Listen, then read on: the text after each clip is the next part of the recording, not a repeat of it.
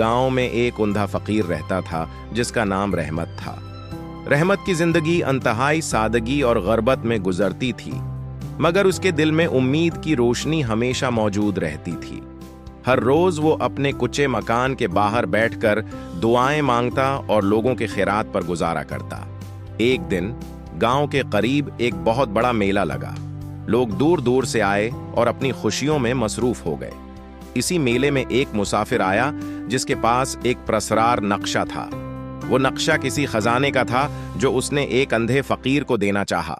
मुसाफिर ने सोचा कि रहमत को उस नक्शे का कोई फायदा नहीं होगा, लेकिन उसने दिल की नरमी से वो नक्शा रहमत को दे दिया और कहा, उस नक्शे में एक खजाना छिपा है, ये तुम्हारी किस्मत पर है कि तुम उसे पा सको।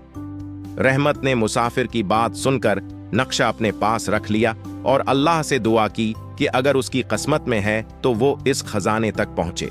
फिर एक अजीब बात हुई। रहमत को ख्वाब में एक बुजुर्ग नजर आया जिसने उसे कहा, खजाना तुम्हारे दिल की नेकी और ईमान में पोशीदा है, लेकिन अगर तुम इस खजाने को पाना चाहते हो तो तुम्हें दूसरों की मदद करना होगी।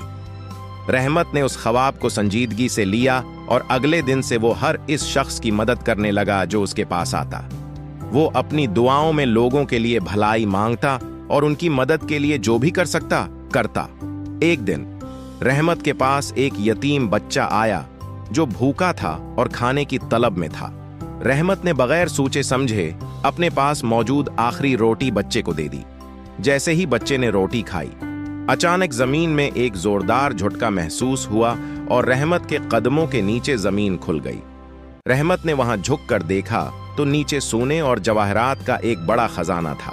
वो हैरान रह गया, लेकिन साथ ही उसे बुजुर्ग के अल्फाज याद आए, खजाना तुम्हारे दिल की नेकी और ईमान में पोशीदा है। रहमत ने खजाना निकाला और उसे गांव के लोगों में तकसीम कर दिया। वो खुद वैसा ही सादा फकीर रहा, लेकिन उसका दिल खुशी और सुकून से भर गया। गांव के लोग उसकी नेकियों के गन गाने लगे और रहमत की कहानी दौर दौर तक फैल गई।